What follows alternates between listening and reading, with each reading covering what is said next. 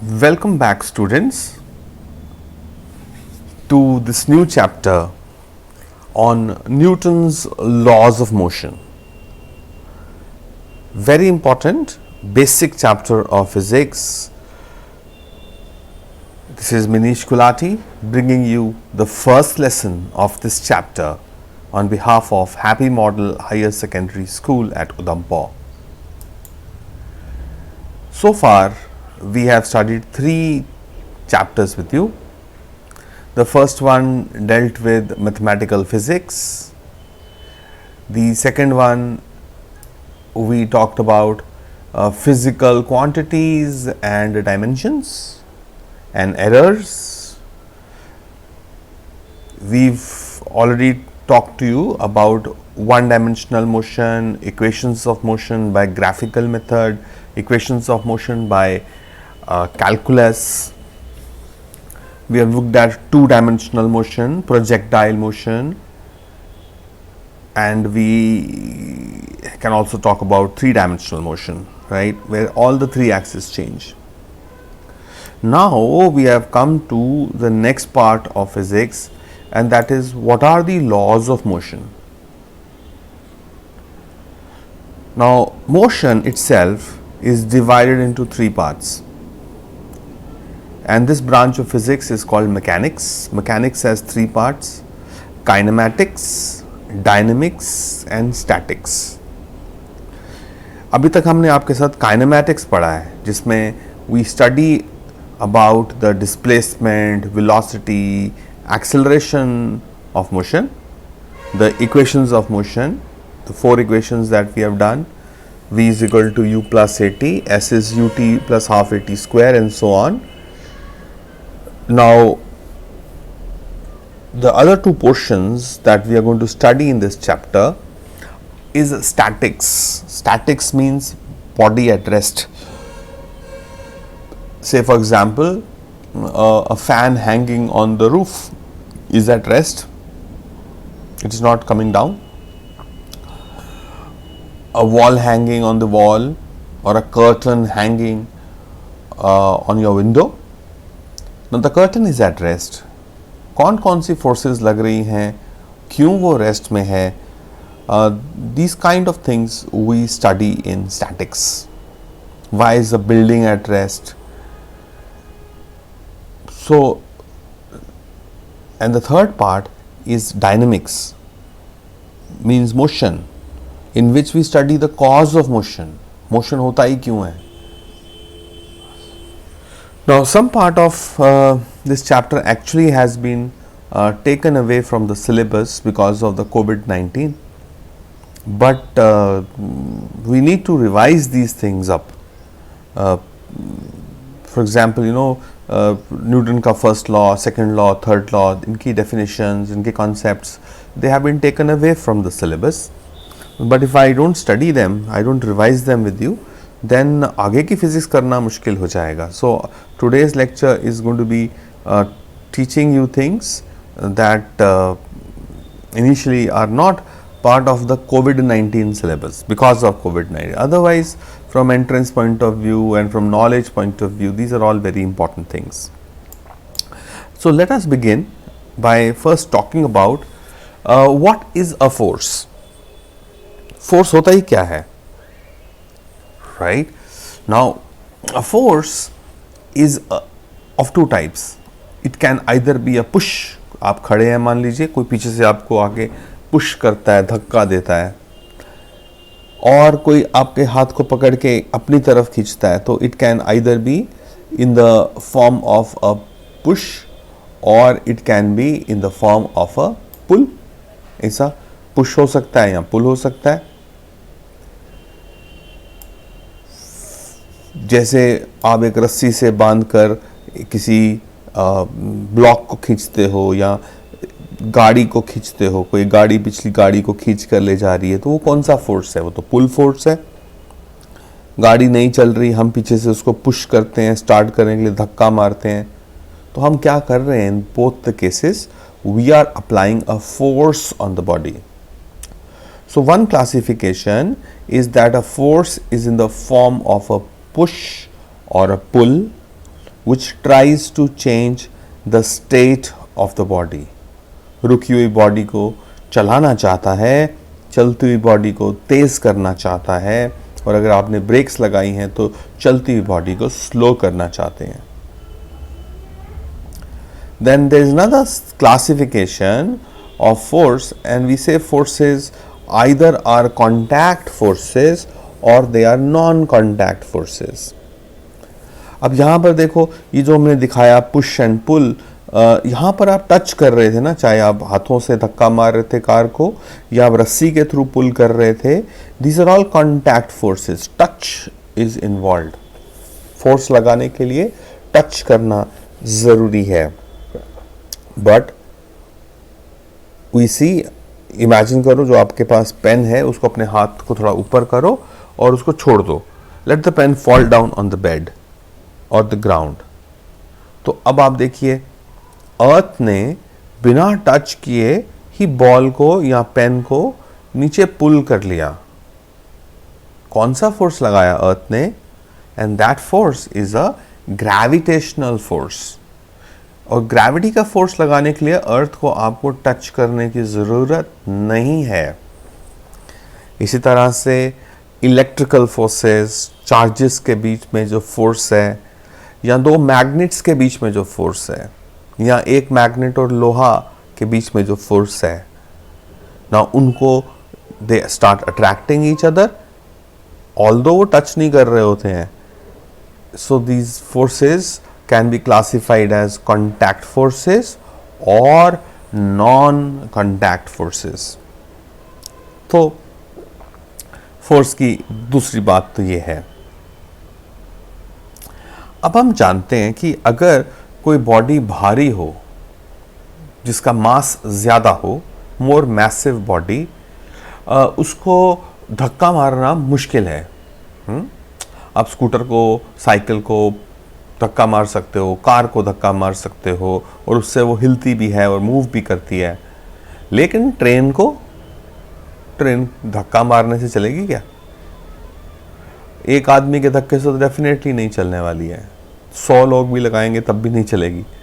So the point is that जिस body का मास ज़्यादा होता है तो उसमें ऐसा क्या चीज़ ज़्यादा होती है कि उसको धक्का मारना और मूव करना मुश्किल है. हमने कहा, अभी तो खुद ही बोल दिया, मास ज़्यादा है. जो मास है, it is called the inertia of a body. And inertia comes from the root word inert. Inert का मतलब नॉट चेंजिंग. सो जिस बॉडी का मास ज़्यादा होता है उसका इनर्शिया ज़्यादा होता है.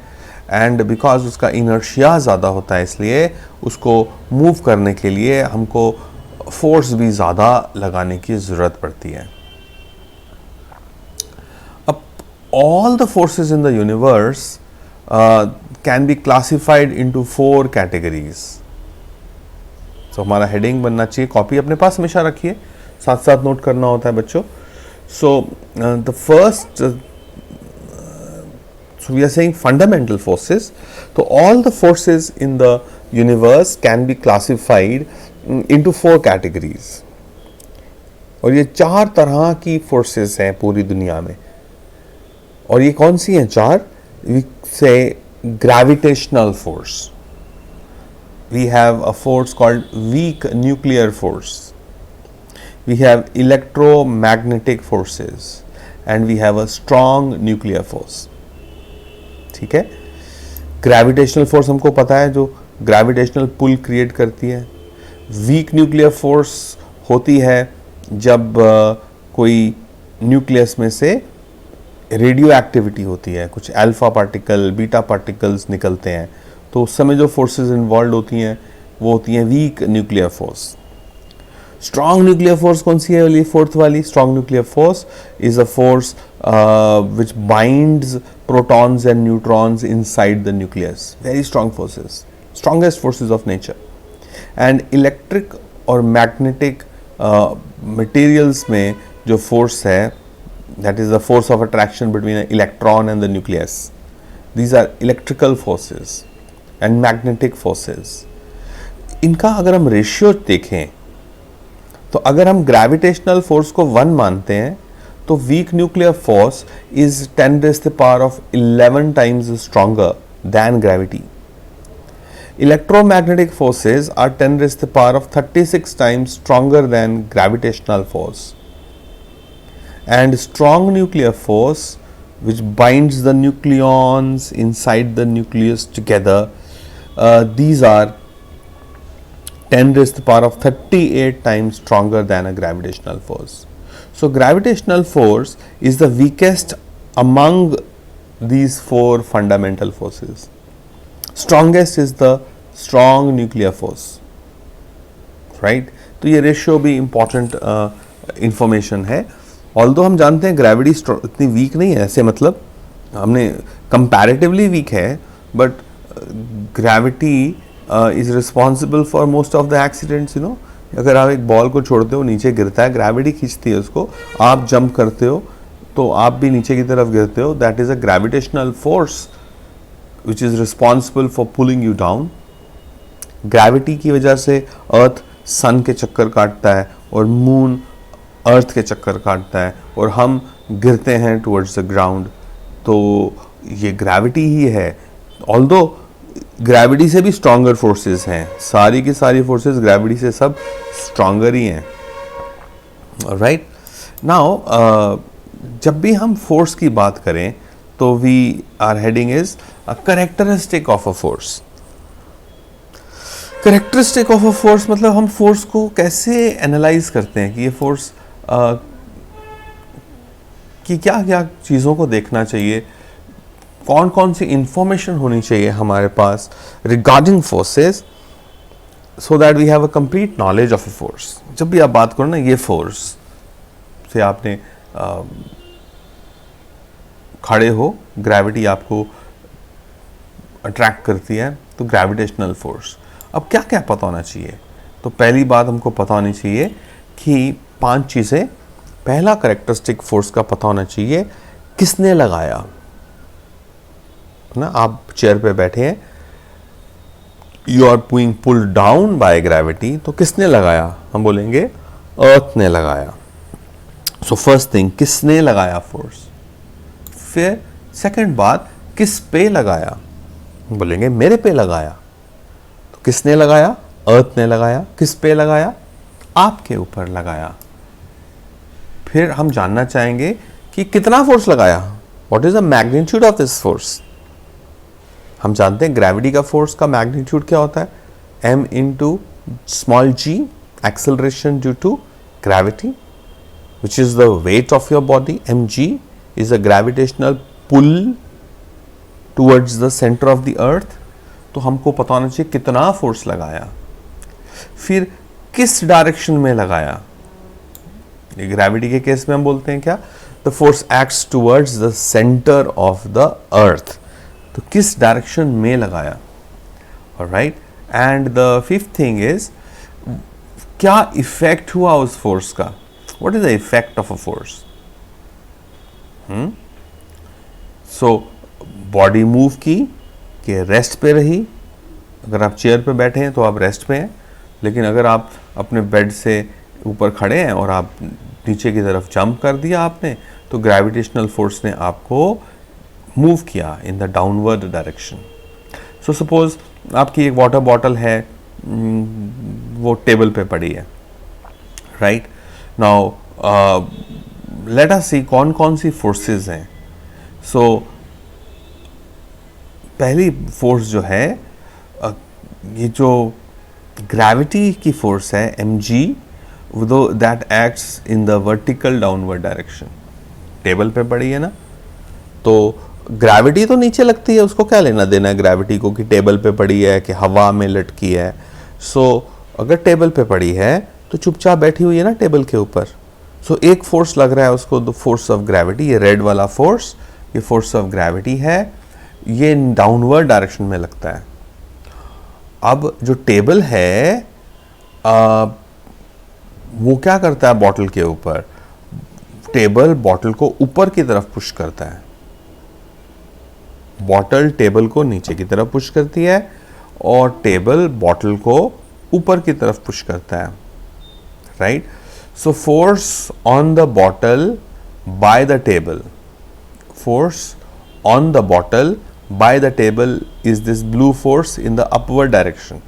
Force of gravity by the earth on the bottle is in the downward direction. अब ये बॉटल तो चुपचाप टेबल पे बैठी है, ये तभी हो सकता है अगर इन ये दोनों फोर्सेस का मैग्नीट्यूड इक्वल हो और डायरेक्शन ऑपोजिट हो.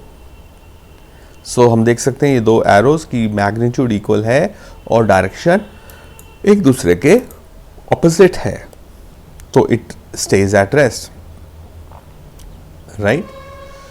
तो कैसा फोर्स है ये भी हम 6th पॉइंट एक बात कर सकते हैं. Is it a gravitational force और इलेक्ट्रोमैग्नेटिक फोर्स और वीक न्यूक्लियर फोर्स और स्ट्रॉन्ग न्यूक्लियर फोर्स. तो जब भी फोर्सेस की बात करें, अब ग्रेविटी तो ग्रेविटेशनल फोर्स जो अर्थ पुल करती है नीचे वो तो ग्रेविटेशनल है. What about the force by the table on the bottle, जो टेबल ने फोर्स लगाया बॉटल को ऊपर की तरफ, वो कौन सा फोर्स है? Is it a gravitational force? हाँ, नो. देखो टेबल भी एटम्स और मॉलिक्यूल से बना है, तब ये बॉटल उस पर आके बैठती है तो बॉटल नीचे जाना चाहती है. अब बॉटल भी तो एटम से बनी है, तो atoms of the bottle and atoms of the table they repel each other. So therefore ये जो force on the bottle by the table जो है that is a electromagnetic force, right. तो ये दो फोर्सेस जो हैं, बॉटल नीचे नहीं जा रही है, इसका मतलब that these two forces are equal in magnitude. Now, so जो forces which are equal in magnitude, these are called as balanced forces, है ना. जैसे रामायण महाभारत में होता है that एक रावण मान लो तीर चलाता है, ये आग वाला तीर चलाता है, फायर. रामचंद्र जी बोलते हैं अच्छा ये आग भेज रहे हो, अभी इधर से भेजते हैं वो पानी वाला तीर. पानी वाला तीर और आग वाला तीर एयर में मिलते हैं and they neutralise each other, फुस हो जाते हैं, राइट. सो ये क्या हो गया, बैलेंस हो गया. फिर उनको सोचना पड़ता है अब नया तीर कौन सा चलाएं. तो फॉर एग्जाम्पल एक और एग्जाम्पल लेते हैं. मान लो एक बोन है और उसको 3 डॉग्स पुल कर रहे हैं, अपने अपने मुंह से पकड़ा ना, खींच रहे हैं अपने अपनी डायरेक्शन में, और इस तरह से फोर्स लग रही है कि डॉग्स, किसी भी डॉग के पास वो बोन नहीं जा रही है. जोर लगा रहे हैं लेकिन बोन कहीं पे भी नहीं जा रही है. सो वी से the net force on the bone is 0, because अगर फोर्स लगे तो किसी ना किसी डायरेक्शन में मोशन होना चाहिए ना. यहां तो नहीं हो रहा कोई मोशन, खींच रहे हैं 3. ऐसे ही 4 भी तो हो सकते हैं. एक ब्लू वाला फोर्स F1 लग रहा है राइट की तरफ, एक और ब्लू वाला फोर्स F1 उतना ही मैग्नीट्यूड का फोर्स लग रहा है लेफ्ट की तरफ, एक F2 फोर्स लग रहा है नीचे, एक F2 फोर्स लग रहा है ऊपर. So we find that these F2 forces magnitude equal है, डायरेक्शन ऑपोजिट है, they will cancel each other. F1 भी कैंसिल कर देंगे तो नेट फोर्स अगेन इज 0. जब नेट फोर्स 0 होता है तो body stage at rest, body अपनी जगह से हिलती नहीं है, बिकॉज बॉडी को हिलाने के लिए कोई नेट फोर्स होना चाहिए, बैलेंस फोर्सेस नहीं चाहिए.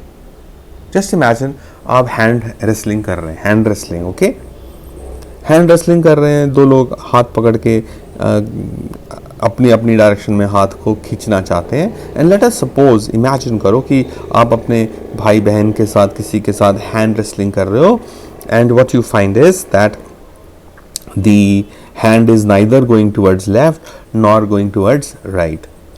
तो इसका मतलब दोनों का फोर्स जो वो लगा रहे हैं वो तो बराबर है, इक्वल फोर्सेस हैं, तभी तो वो ना कोई भी जीत नहीं रहा उनमें से और हाथ भी नहीं हिल रहा. इसका मतलब the net force is 0. Individual forces are not 0 but the net force is 0, right. लेकिन अगर फोर्सेस अनबैलेंस्ड हो, so next heading unbalanced forces. So ये बॉडी है येलो बॉडी, इस पे दो फोर्सेस लग रही हैं, एक ब्लैक फोर्स लग रहा है टूवर्ड्स राइट और एक रेड फोर्स लग रहा है टूवर्ड्स लेफ्ट। और आप देख सकते हैं मैंने जानबूझ के ब्लैक फोर्स को थोड़ा एरो को बड़ा बनाया है, रेड फोर्स के एरो को छोटा बनाया है।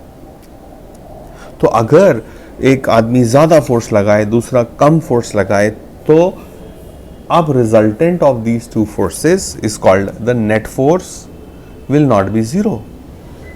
और नेट फोर्स क्या होता है? Big force minus small force. तो वो कहां पे आया? ये ब्लू वाला फोर्स हो गया नेट फोर्स। किस तरफ? Towards the bigger force. अब अगर ये रेड फोर्स नहीं होता तो ये जो नेट फोर्स है वो ब्लैक ही होता, एक ही फोर्स होता ना। लेकिन ये रेड वाला फोर्स ब्लैक वाले फोर्स को न्यूट्रलाइज करने की कोशिश कर रहा है, लेकिन इसकी मैग्नीट्यूड स्मॉल है, फिर भी इसने कुछ तो किया। अब नेट फोर्स जो है वो कम हो गया है। Net force is big force black force minus red force, the big force minus small force. Now if the net force is not equal to zero, ऐसे हालात में जब नेट फोर्स जीरो नहीं होता है, then such forces are called as unbalanced forces. And these unbalanced forces, what do? They lead to motion in the body, acceleration. रुकी हुई body चलने लगती है, एक्सेलरेट करती है, velocity changes. So net force leads to acceleration of the body. And किस direction में जाएगी ये body? In the direction of the net force. That is the direction of the big force. बोलते हैं ना हिंदी में मुहावरा होता है, जिसकी लाठी उसकी भैंस, जिसने ज्यादा जोर लगाया भैंस भी वही ले गया।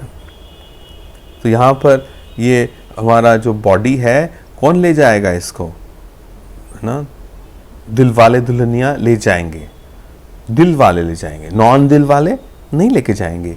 So big force will be a winner, दिल वाले will be a winner, non दिल वाले not a winner.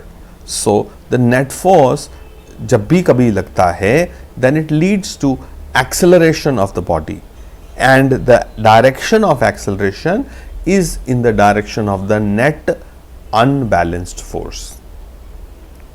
Balanced forces motion नहीं produce करती हैं, unbalanced forces motion produce करती हैं। One more example we have here. Suppose we have a pulley, और एक रस्सी है जो उस पुली के ऊपर से जा रही है। एक तरफ हमने स्मॉल मास हैंग किया है, दूसरी तरफ हमने बिग मास हैंग किया है। ओके, सो क्या होगा? Big mass will accelerate in the down direction and small mass will accelerate in the up direction. क्योंकि ये धागे से बंधे हुए हैं, इसलिए जितनी एक्सेलरेशन बड़े वाले की नीचे की तरफ होगी, एग्जैक्टली उतने ही एक्सेलरेशन छोटे वाले में ऊपर की तरफ होगी। राइट? सो नेट फोर्स जो होता है, अगर वो जीरो नहीं हो, then it is called forces are called unbalanced, and the unbalanced forces lead to motion in a body. All right, so having studied so far, now you should make your heading in your copy, and that is Newton's first law of motion. I told you these are not part of the COVID-19 syllabus, but these are definitely part of our understanding. Although हम लोगों ने पढ़ा होता है class 9th में, but वहाँ पे शायद उतने अच्छे स्ट्रॉन्ग कॉन्सेप्ट्स बनते नहीं हैं। सो इट इज़ इम्पॉर्टेंट, उन्होंने इसलिए हटाया कि बच्चों ने 9th में पढ़ा हुआ है, इसलिए हटा दिया सिलेबस से। बट 2 साल हो गए पढ़े हुए, और उस समय उतना अच्छे से तो पढ़ा नहीं था हमने, ऊपर ऊपर से क्वेश्चन आते थे। अब तो हमको डीपर अंडरस्टैंडिंग चाहिए, इसलिए I am spending today's day doing things which might not be part of our syllabus, but are definitely part of our concept syllabus. So please write therefore, so Newton's first law of motion, it says every body, that means this law is applicable for every body, not for any special body. It says every body continues to be in a state of rest or of uniform motion in a straight line. एक बार पढ़ लेते हैं. Until or unless it is acted upon by an external unbalanced force. 3-4 बातें हैं यहां पर. पहला बात, this law is applicable for every body, there is no exception. और every body करती क्या है? अगर तो वो रुकी हुई है, रेस्ट पे है, तो रेस्ट पे ही रहेगी. और अगर वो एक कांस्टेंट स्पीड से चल रही है तो वो कांस्टेंट स्पीड से चलती रहेगी उसी स्ट्रेट रास्ते पे जब तक, अनटिल और अनलेस, जब तक उसके ऊपर एक एक्सटर्नल मतलब बाहर से, और अनबैलेंस्ड, अनबैलेंस समझ आ गया ना, नेट फोर्स जिसमें जीरो नहीं हो, अनबैलेंस्ड फोर्स ना लगे. सो कोई भी बॉडी अपने हालात नहीं बदल सकती है जब तक उसके ऊपर कोई एक्सटर्नल और अनबैलेंस्ड फोर्स नहीं लगे. फोर्सेस बाहर से लगनी चाहिए, अंदर से नहीं, है ना. कोई बेड है आपका, वो नहीं कह सकता कि मैंने दूसरे रूम में जाना है. वो खुद अपने आप को शिफ्ट नहीं कर सकता है.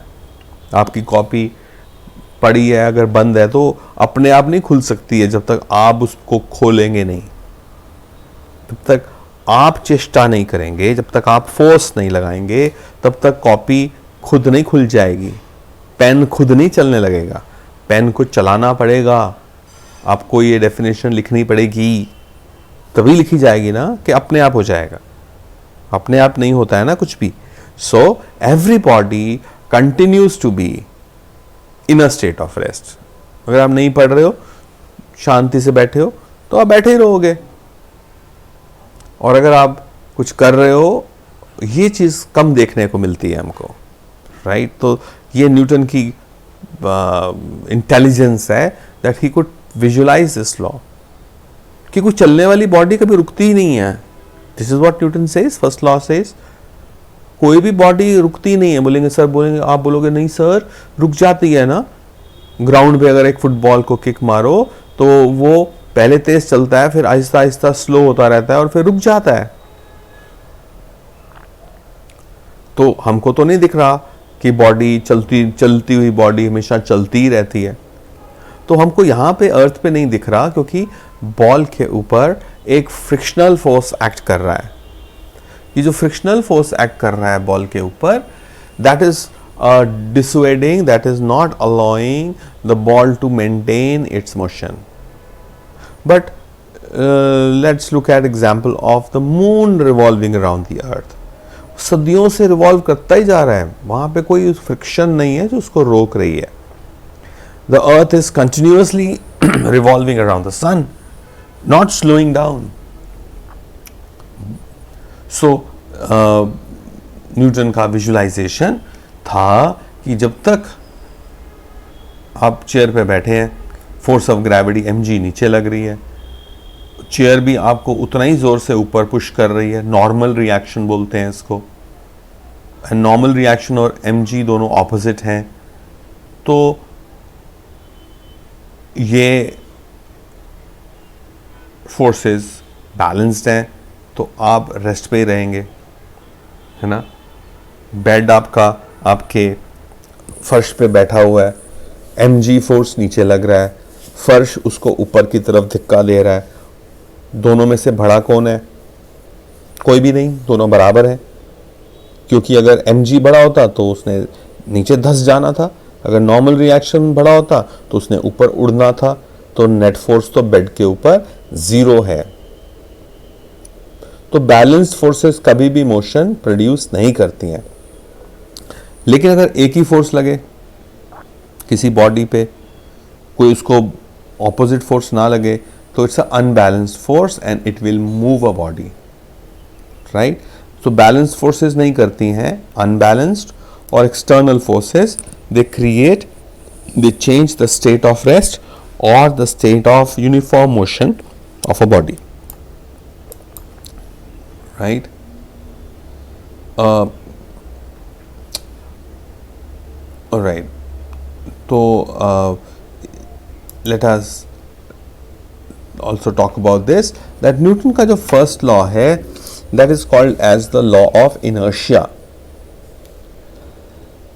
इनर्शिया का लॉ इसको इसलिए बोलते हैं because it is a property of a body. Inertia क्या होता है? It's a property of a body which opposes any change in the state of rest और in the state of motion और in the direction of motion of a body. And हमने बताया था आपको, mass is a measure of inertia of a body. जिस body का मास ज्यादा, उसको हिलाना उतना ज्यादा मुश्किल है ना. कई बार हम देखते हैं कोई भैंस होती है, वो सड़क पे बैठ जाती है, आसपास से गाड़ियां आ रही हैं, पाँव पाँव करती हैं, उठ यहाँ से, नहीं उठती है वो, राइट. इट इज साइड से चले जाओ, मैं नहीं हिलूंगी. तो उसको लोग धक्का मारते हैं तब भी नहीं उठती है वो बैठ गई है अब. तो वी से क्यों नहीं उठा पा रहे हैं? बहुत भारी है ना, वो बिग है, उसका मास ज़्यादा है. तो जिसका मास ज़्यादा उसका इनर्शिया भी ज़्यादा. इनर्शिया 9th क्लास में पढ़ा आपने. It's of 3 types. और 3 टाइप्स कौन से हैं? Inertia of rest, inertia of motion and inertia of direction. Inertia of, इसको मैं क्विकली कर लेता हूं आपके साथ. इनर्शिया ऑफ रेस्ट बोलता है that a body at rest prefers to remain at rest until or unless it is acted upon by some external force. है ना. आपका पेन पड़ा हुआ है, वो खुद नहीं उठेगा जब तक आप उसको उठाओगे नहीं. There are more examples. Say if you are standing in a bus at rest और बस का ड्राइवर सडनली आ गया, उसने बस स्टार्ट कर दी, आपने पकड़ा नहीं था बस में किसी भी चीज़ को, तो क्या हुआ कि आपके पाँव तो बस के फ्लोर को टच कर रहे थे, तो बस आगे गई तो आपके पाँव भी आगे गए, लेकिन आपका हेड क्या बोलता है? मेरे पास इनर्शिया ऑफ रेस्ट है, मैंने नहीं जाना आगे. सो सर पीछे रह जाता है, पाँव आगे चल जाते हैं. इसका मतलब हम कहाँ गिरते हैं? We fall in the backward direction, and this is on account of inertia of rest. मान लो एक बीकर है, रेक्टेंगुलर बीकर है, उसमें आप पानी डाला है आपने, वो रेस्ट पे है. पानी कहाँ, कैसा शेप होगा? हॉरिजॉन्टल होगा. अब आप क्या करते हो कि इस बीकर को, इस टब को आप आगे की तरफ मूव करते हो. What you will find is that motion आगे की तरफ आता है, एक्सेलरेशन आगे की तरफ होती है, लेकिन पानी का जो शेप है अब वो ऐसा हो जाएगा, क्योंकि पानी, आपने डब्बे को हिलाया, अंदर का पानी जो है वो तो इनर्शिया ऑफ रेस्ट है उसमें, वो कहता है मैं नहीं चलता, तो वो पानी पीछे की तरफ रह जाता है. तो आगे वाला पानी कम हो जाता है, पीछे वाला पानी ज़्यादा हो जाता है, राइट. ये जब हम उसको आगे की तरफ मूव करते हैं. तो आप कर भी सकते हैं ये. आप एक ग्लास में थोड़ा आधा से कम पानी लो, शीशे के ग्लास में, उसको आगे की तरफ मूव करो, यू विल फाइंड दिस. एक और एक्सपेरिमेंट आप देख सकते हैं इनर्शिया ऑफ रेस्ट का, दैट ओके, एक मान लो आप करिए, please do this experiment, that आपके पास एक ग्लास है, उसके ऊपर आप एक कोई कार्ड रख दो, कोई पेपर रख लो, थोड़ा थिक पेपर, कार्ड शीट, कोई शादी का कार्ड किसी का होगा वो रख दो. उसके ऊपर एक कॉइन रख लो, 10 रुपीज़ का, 5 रुपीज़ का. नाउ आप ये जो कार्ड है उसको झटके से पुल करो, सडनली पुल करो, स्लोली नहीं, सडनली पुल करो. If you suddenly pull the card, या इसको इधर से आप हिट करो, नो, जैसे कैरम बोर्ड में हिट करते हैं वैसे कार्ड को हिट करो, यू विल फाइंड कार्ड आगे चला जाता है, लेकिन कॉइन जो है वो ग्लास के अंदर ही जाके गिरता है.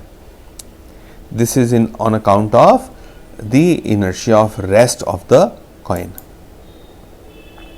Then the second kind of inertia is inertia of motion.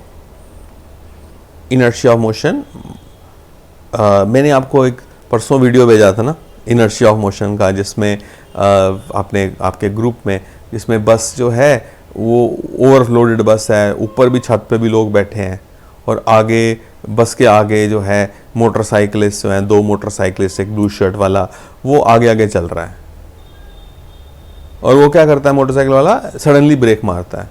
अब उस मोटरसाइकिल वाले को बचाने के लिए वो बस वाला ड्राइवर जो है वो भी ब्रेक मारता है और फिर देखो क्या हुआ, ऊपर बैठे हुए लोग सारे के सारे आगे गिर गए बस के आगे। क्यों? बिकॉज ऊपर बैठे हुए लोगों के पास इनर्शिया ऑफ मोशन था, चल रहे थे वो। बस ने ब्रेक मार दी लेकिन उनकी बॉडीज ने तो ना ब्रेक मार दी। बॉडीज कहती है हम अभी चलेंगे जब तक हम कोई रोकेगा नहीं, लेकिन रोकने के लिए कुछ था ही नहीं है। There was nothing to stop them, therefore सबके सब आगे की तरफ ही चलते गए। बस ने ब्रेक मार दी और वो सब बस के फ्रंट में आके गिर गए ना। जिसने नहीं देखा है, मैंने आपको भेजा था परसों, please look at that video.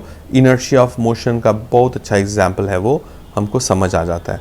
A body in motion prefers to remain in motion, right?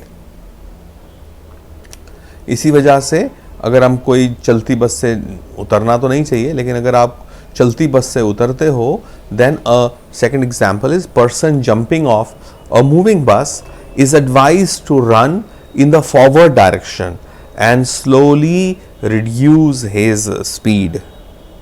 Aahista Aahista अपनी स्पीड कम करो ताकि आपको सडनली जर्क ना लगे और आप अपनी बॉडी को डैमेज नहीं करो, आप मुंह के बल मत गिर जाओ। और आपको आगे भागना है तो हमेशा जब भी उतरो तो आपका मुंह आगे की तरफ होना चाहिए, बिकॉज आगे की तरफ भाग सकते हो, उल्टा तो ना भागोगे। कई बार क्या होता है, बस से जब नीचे की तरफ जंप करते हैं ना, वो पीछे की तरफ मुंह करके करते हैं। जब पीछे की तरफ मुंह करके करते हो तो फिर आप आगे भाग नहीं पाते हो। इस वजह से वो लोग उल्टे गिरते हैं और इंजरी होती है और काफ़ी प्रॉब्लमेटिक भी हो सकता है।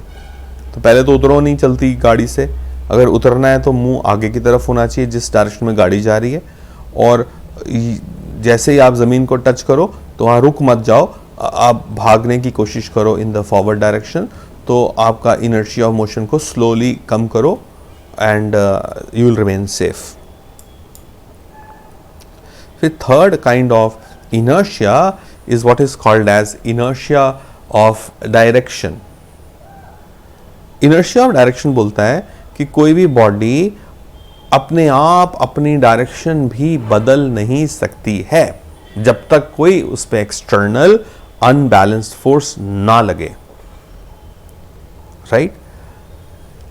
Let's take a few examples to understand inertia of direction.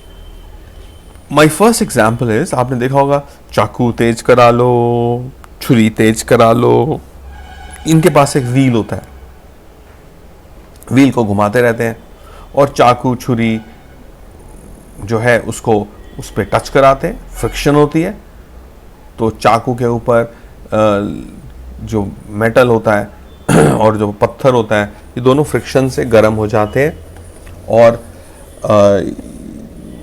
ये टूटते हैं, इसके छोटे छोटे टुकड़े बनते हैं और ये सब टुकड़े क्या करते हैं, they fly tangentially to the wheel. ऐसे टेंजेंट पर यहाँ से चिंगारियाँ निकलती हैं, चिंगारियाँ दिखती हैं हमको। सो दीज चिंगारीज go tangent to the wheel. से टेंजेंट पे क्यों गया? क्योंकि यहीं पे पैदा हुआ थे ना, यहाँ से ही छूटे हैं। तो अपनी डायरेक्शन, व्हील चाहे गोल घूम रहा है बट जो चिंगारी हैं they will go tangent without changing their direction. इसीलिए गाड़ियों में मडगार्ड होते हैं ना, व्हील के पीछे ऐसा एक रबर का फ्लैप होता है, तो जब कीचड़ उछलता है जब गाड़ी के चलाने से, तो ये मडगार्ड क्या करते हैं, ये यहाँ से टेंजेंट पे जाते हैं, तो यहाँ पर पीछे ही लगाते हैं हम, ताकि इसके जो कीचड़ है वो हमारी गाड़ी के नीचे ना लगे, वो मडगार्ड पे लगे और वो वहाँ से नीचे गिर जाए। एक थर्ड एग्जाम्पल और ले सकते हैं, दैट अगर आप एक एक बॉल को एक धागे के साथ बांधते हैं और अपने सर के ऊपर ऐसे गोल गोल घुमाते हैं। गोल गोल घूम रहा है। गोल गोल क्यों घूम रहा है? क्योंकि अपने हाथ के साथ आप अंदर की तरफ एक सेंट्रीपिटल फोर्स लगा रहे हो। अंदर की तरफ जो लगता है उसको सेंट्रीपिटल फोर्स बोलते हैं ना। ये जो फोर्स है ये बॉल को गोल गोल घुमाता है। मान लो सडनली वो धागा टूट जाए। अगर ये धागा टूट जाए तो बॉल कहाँ जाएगा? क्या वो गोल गोल घूमता रहेगा? नहीं। अगर इस पॉइंट पे टूटा है तो इस पॉइंट पर वेलोसिटी की डायरेक्शन क्या थी उस समय? वो तो इधर टैंजेंट पे थी, tangent to the circle. You know what a tangent is? Class 10th में पढ़ा है आपने टैंजेंट्स। तो ये टैंजेंट टू द सर्कल थी। तो ये बॉल कहाँ जाएगा? ये टैंजेंट टू द सर्कल। अब धागा टूट गया ना तो ball will come flying towards you, right? तो वो गोल गोल नहीं घूमता रहता है। इस पॉइंट पर उसकी ये डायरेक्शन थी। अगर धागा होता तो उसने धागे ने क्या करना था? उसकी डायरेक्शन को चेंज करना था। बट धागा तो टूट गया, अब डायरेक्शन को चेंज करने वाला कोई है नहीं। तो न्यूटन का फर्स्ट लॉ बोलता है कोई भी बॉडी अपनी डायरेक्शन खुद से चेंज नहीं कर सकती है जब तक उसके ऊपर कोई एक्सटर्नल अनबैलेंस फोर्स एक्ट नहीं करता है। ऐसा ही होता है। मान लो एक हमारी कार है, हम जा रहे हैं, कार के बॉनेट पे हमने अंदर एक पैकेट रखा है, कुछ पकोड़े खरीदे थे हमने, वो पैकेट रख दिया हमने। मोड़ आया, मोड़ आने में क्या होता है? ये पैकेट, ये गाड़ी की डायरेक्शन क्या थी? सीधी स्ट्रेट रोड पे तो यही थी, पैकेट की भी यही डायरेक्शन थी। जैसे ही मोड़ आया आपने गाड़ी को तो टर्न किया, लेकिन ये पैकेट क्या करता है? पैकेट इनर्शिया ऑफ डायरेक्शन की वजह से बोलता है मैंने नहीं मोड़ काटना। So this packet tries to follow this straight line path. गाड़ी तो मुड़ गई तो ये पैकेट बाहर की तरफ स्किड करता है, स्किड्स आउटवर्ड्स। ऐसा ही होता है, बस में बैठे होते हैं लोग, तो मोड़ आता है तो लोग भी बाहर की तरफ धक्का लगता है उनको, है ना। बट बस की बॉडी होती है इसलिए वो रोक लेती है आपको। मान लो आप ऐसी बस में बैठे हो जिसकी साइड की वॉल्स ही नहीं है, सीटों में बैठे हो आप, तो फिर क्या होगा?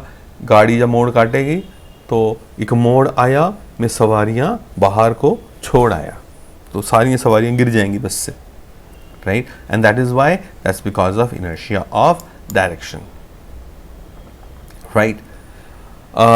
तो we are learning about forces today and the Newton's first law of motion.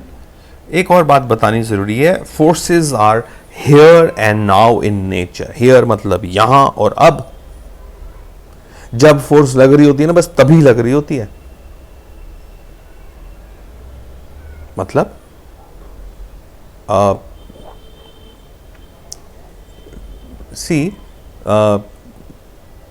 Forces जो जब लगती है ना, मान लो किसी ने आपको एक पटाख लगा दिया, पटाख पटाख, तो आप बोलेंगे मुझे उसने तब थप्पड़ मारा। तब मारा ना, जब मारा उस समय मारा ना। ये थोड़ी ना है कि थप्पड़ एक मारा और आप बोले मेरे को अभी 2 साल से थप्पड़ लगता ही जा रहा है, लगता ही जा रहा है। नहीं, जब लगा तब लगा। फोर्सेस जब लगती हैं बस उस समय लगती हैं, उसके बाद उसकी फोर्स की कोई मेमोरी नहीं होती है। फोर्सेस कंटिन्यूअस नहीं होती हैं जब तक वो कंटिन्यूअसली लग नहीं रही हो, right? Forces do not have any old memory. मान लो आप एक कार में बैठे हुए हो और आपने क्या किया, अपने हाथ में एक बॉटल पकड़ी हुई है, कोल्ड ड्रिंक की, प्लास्टिक की बॉटल। अपने हाथ आपने कार से बाहर निकाला। अब आप देखो, कार चल रही है 40 किलोमीटर पर आवर की स्पीड पे, है ना, से कार चल रही है 40 किलोमीटर पर आवर की स्पीड पे। जो हमारा बॉटल है या जो स्टोन पकड़ा है आपने, उसकी क्या स्पीड है? उसकी भी 40 है, आपने हाथ में पकड़ा हुआ है, आपकी भी 40 है, कार की भी 40 है। तो इसका मतलब, और लेट अस से कार की स्पीड बढ़ रही है, उसकी एक्सेलरेशन है 5 मीटर पर सेकंड स्क्वायर, तो इसका मतलब आपकी भी एक्सेलरेशन 5 मीटर पर सेकंड स्क्वायर है। उस स्टोन की, उस बॉटल की एक्सेलरेशन भी 5 मीटर पर सेकंड स्क्वायर है, राइट? तो फोर्सेस लग रही हैं आपके ऊपर, बॉटल के ऊपर, कार के ऊपर। आपने हाथ अपना कार से बाहर निकाला, आप क्या करते हो? उस बॉटल को छोड़ देते हो। जैसे उस बॉटल को आप छोड़ते हो, कार अभी भी एक्सेलरेट कर रही है, आप उस कार में बैठे हो, आप भी एक्सेलरेट कर रहे हो, लेकिन अब आपका कॉन्टैक्ट विद द बॉटल छूट गया और बॉटल नीचे गिरेगी। अब बॉटल के ऊपर कार वाली एक्सेलरेशन लगनी बंद हो जाएगी, ग्रेविटी वाली लगेगी नीचे की तरफ जो उसको ले जाती है, लेकिन आगे की तरफ एक्स एक्सिस की तरफ की एक्सेलरेशन जीरो होगी। Once you leave the stone और the bottle, the acceleration along the X axis has become zero. तो जब तक फोर्सेस लगती हैं बस तब तक ही लगती हैं, जब लगनी बंद हो जाती हैं तो उस पर फोर्सेस, ये नहीं है कि मेरे पास पहले फोर्स लग रहा था तो अब भी लगता रहेगा, नहीं, वो फोर्स हेयर एंड नाउ होता है। जब लग रहा होता है बस तभी लग रहा होता है, जब लगना बंद हो जाता है तो हम उस फोर्स को जीरो कर देते हैं, right. So we will break here for the day. In the next class we will talk about Newton's second law of motion, we will talk about momentum, and we will also talk about conservation of momentum, and then we will talk about the Newton's third law in the next class. So that is it for today. So bye bye. Please understand the concepts. Understanding is extremely important, and do write them in your copy as well. All right. So bye bye to you for today. Work hard, and we'll see you in the next class.